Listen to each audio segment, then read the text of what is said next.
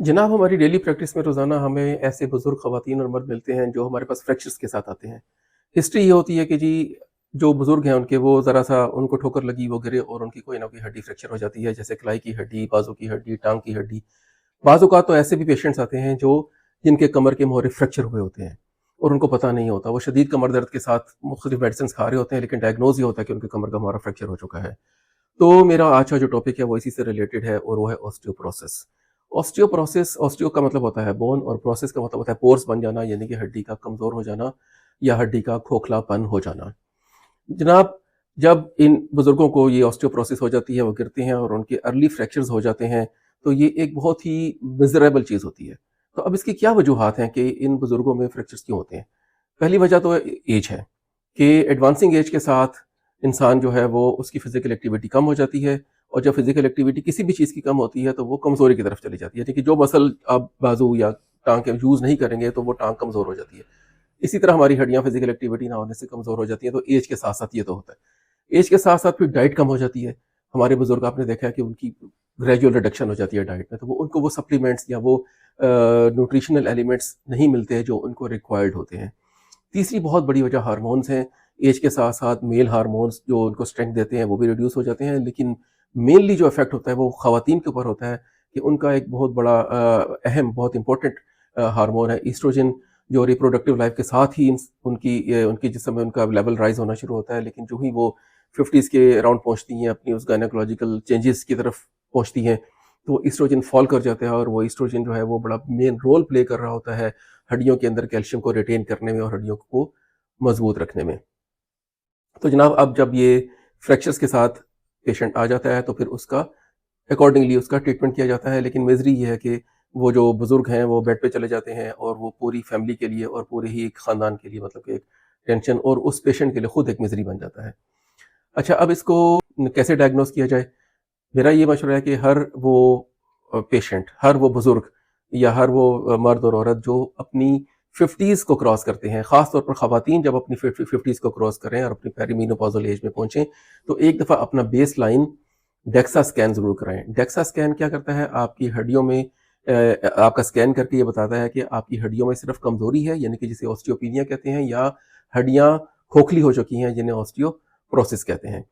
तो ये एक बहुत ही बेसिक टेस्ट है जो हर ख़ातून को उस वक़्त करा लेना चाहिए। और जो मर्द हैं, जो बुज़ुर्ग हैं हमारे, जो 60 से अबव जा चुके हैं, उनका भी एक दफ़ा एहतियातन ये डेक्सा स्कैन कराकर देख लेना चाहिए और अगर वो ऑस्टियोपोरोसिस या ऑस्टियोपीनिया जो भी निकलता है उसका अकॉर्डिंगली ट्रीटमेंट मौजूद है, बिल्कुल काबिल इलाज है और उनका उस तरह से इलाज करा लेना चाहिए। अच्छा, अब आपके ज़हन में 2 सवाल पैदा हो रहे होंगे कि क्या ये ऑस्टियोपोरोसिस सिर्फ़ बुज़ुर्गों को ही होता है? नहीं, ऑस्टियोपोरोसिस यंग एज में भी हो सकता है, लेकिन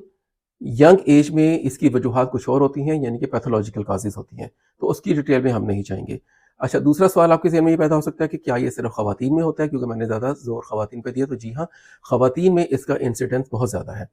अब इसकी वजूहात की तरफ अगर हम जाएँ कि यंग एज में से अगर ये प्रोसेस अगर हम देखें हड्डियों की कमज़ोरी का, तो वो यंग एज से ही स्टार्ट हो जाता है। मिसाल के तौर पे हमारी जो जनरल पॉपुलेशन है, इसके अंदर विटामिन डी की बहुत शदीद डेफ़िशिएंसी है। जिसका भी मैंने टेस्ट करवाया विटामिन डी बहुत कम आया। हालाँकि हमारे पास बहुत अल्लाह ताला ने सूरज अता किया है, लेकिन मर्द तो बाहर चले जाते हैं, सूरज से एक्सपोज़र हो जाता है, लेकिन हमारी ख़वातीन सारा दिन घर के अंदर रहती हैं, उनका सूरज से एक्सपोज़र नहीं हो पाता, अपने काम-काज में इतना बिज़ी रहती हैं। फिर अगर उनके पास थोड़ा टाइम बच भी जाए तो हमारे बहुत सारे ऐसी लोकेलिटीज़ हैं जो कि कन्फाइंड हैं, वो वहाँ पर धूप आती ही नहीं है घरों में। छत पर जाना उनके लिए कुछ कल्चरल या कुछ सोशल बाइंडिंग्स होती हैं, कुछ छत पे भी जाके अपना धूप अवेल नहीं करती, तो सारा दिन जब उस एनवायरनमेंट में रहती हैं तो वो अमल जो एक कुदरती अमल है कि जब सूरज की रोशनी हमारी स्किन के अंदर पड़ती है तो कुछ केमिकल्स हैं जो एक्टिव विटामिन डी में तब्दील होते हैं, तो उनके फिर एक्सपोज़र ना होने से विटामिन डी की डेफ़िशिएंसी हो जाती है। फिर एक और वजह ये है कि हमारी जो बच्चियाँ हैं, वो खाने-पीने में बहुत हेज़िटेट करती हैं। ये जनरली आपको भी एक्सपीरियंस हुआ होगा कि आपके घर में जो छोटी बच्चियाँ हैं, वो दूध पीती हैं कि जी ये पसंद नहीं करती, दही नहीं, या डेयरी प्रोडक्ट्स को बहुत ज़्यादा अवॉइड करती हैं। इसके बाद कभी ऐसा भी नहीं हुआ कि उनके विटामिन डी को चेक करवा के देखा गया हो और उनको विटामिन डी सप्लीमेंट्स दिए गए हों, क्योंकि विटामिन डी इतना इम्पोर्टेंट विटामिन है कि जिस्म में अगर हमने कैल्शियम खाई है, तो उसका हमारे इंटेस्टाइन से अब्ज़ॉर्ब होना और फिर हड्डियों तक पहुँचना, ये विटामिन डी اس میں بہت رول پلے کرتا ہے، اور اگر وائٹامن ڈی نہیں ہے تو اگر ہم کیلشیم کھا بھی رہے ہیں تو وہ ہماری ہڈیوں تک نہیں پہنچ پاتی، تو وائٹامن ڈی پراپر طریقے سے چیک نہیں ہو پاتا، چنانچہ ینگ ایج ہی میں ہڈیوں کی کمزوری یا اوسٹیوپینیا کا عمل سٹارٹ ہو جاتا ہے، اور بچیوں میں یہ زیادہ تیزی سے چل رہا ہوتا ہے۔ پھر یہی بچیاں جب بڑی ہوتی ہیں تو پھر ان کی شادیاں ہوتی ہیں، پھر یہ اپنے فیملی بیئرنگ ایج میں چلی جاتی ہیں، پریگنینسیز، اس کے بعد بچوں کو پرورش کرنا، ان کو فیڈ کرانا، تو یہ ایک مسلسل اس پروسیس سے گزرتی ہیں، ایک سٹریس سے گزرتی ہیں جس میں انہیں بہت اچھی ڈائٹ، بہت اچھی کیلشیم اور وائٹامنس کی ضرورت ہوتی ہے، لیکن اگر ان کو نہ مل سکیں تو پھر اسی ایج میں ہڈیوں کی کمزوری کا عمل شروع ہو جاتا ہے، اور پھر لیٹر ایج میں جا کے یہ اوسٹیوپینیا جو ہے، یہ جب وہ ایسٹروجن بھی فال کرتا ہے تو پھر یہ اوسٹیوپروسس میں کنورٹ ہو جاتا ہے۔ تو یہ ویورز مین وجوہات میں نے آپ کو بتائی ہیں۔ اچھا، وائٹامن ڈی کے علاوہ آپ کے ذہن میں خیال آ رہا ہوگا کہ کیا اور بھی کوئی وجوہات ہو سکتی ہیں؟ جی ہاں، اس میں بہت ساری ایسی میڈیسنز ہیں جس میں سب سے مین میڈیسن اسٹیرائڈس ہیں۔ جو کچھ لوگ ایسی بیماریوں کا شکار ہوتے ہیں جن میں اسٹیرائڈس لمبا عرصہ کھانے پڑتے ہیں، تو ان کی ہڈیاں پھر اسی طرح اوسٹیوپینیا اور اوسٹیوپروسس کی طرف چلی جاتی ہیں۔ اسی طرح جو لوگ الکوہل کا یوز کرتے ہیں تو کرونک الکوہولکس میں اوسٹیوپروسس بہت جلدی ڈیولپ ہو جاتا ہے۔ اسموکنگ بھی شامل ہے اس میں، اور سب سے ایک کامن چیز جو شاید ہم سب یوز کرتے ہیں وہ ہے سافٹ ڈرنکس۔ سافٹ ڈرنکس میں کچھ ایسے ایلیمنٹس ہوتے ہیں جیسے فاسفورک ایسڈ بھی ہوتا ہے جو ہماری ہڈیوں سے کیلشیم کو موبلائز کر دیتا ہے، یعنی کہ ہڈیوں سے کیلشیم کو ریموو کرتا ہے، نکال دیتا ہے، اور ہماری ہڈیاں کمزوری کی طرف، اور اگر بہت زیادہ سافٹ ڈرنکس کا یوز کرتے رہیں تو پھر ہڈیاں کمزور پڑ جاتی ہیں، اور پھر لیٹر ایج میں جا کے اس کا افیکٹ اوسٹیوپروسس کی صورت میں سامنے آتا ہے۔ تو جناب، at the end of my this video میں یہی کہنا چاہوں گا کہ اپنا خیال رکھیں right from your early age, خاص طور پہ خواتین اور بچیاں ارلی ایج سے اپنے اوپر توجہ دیں، اپنا خیال رکھیں، اپنی جو چیلنجز انہوں نے زندگی میں سارے فیس کرنے ہیں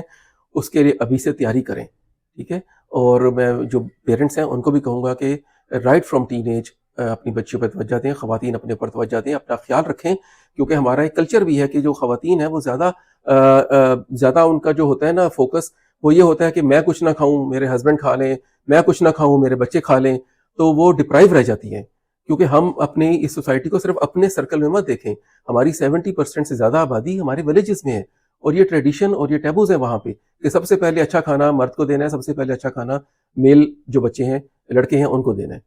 تو پھر یہ اس کا نتیجہ اچھا نہیں نکلتا۔ تو ایٹ دا اینڈ میں آپ کو یہ بھی کہنا چاہوں گا کہ اپنے بزرگوں کا بہت زیادہ خیال رکھیں، اگر آپ کی فیملی میں بزرگ ہیں تو بڑی رحمت ہوتی ہے، ان کی بڑی رونق ہوتی ہے، اور وہ چلتے پھرتے ہی اچھے لگتے ہیں۔ بہت زیادہ خیال رکھیں کہیں فال نہ ہو، کیونکہ فال ہوتا ہے تو بزرگوں میں فریکچرز بہت جلدی ہو جاتے ہیں، ٹھیک ہے؟ اپنا خیال رکھیں، دعاؤں میں یاد رکھیں، انشاءاللہ اگلی ویڈیو تک اجازت دیں۔ السلام علیکم ورحمۃ اللہ۔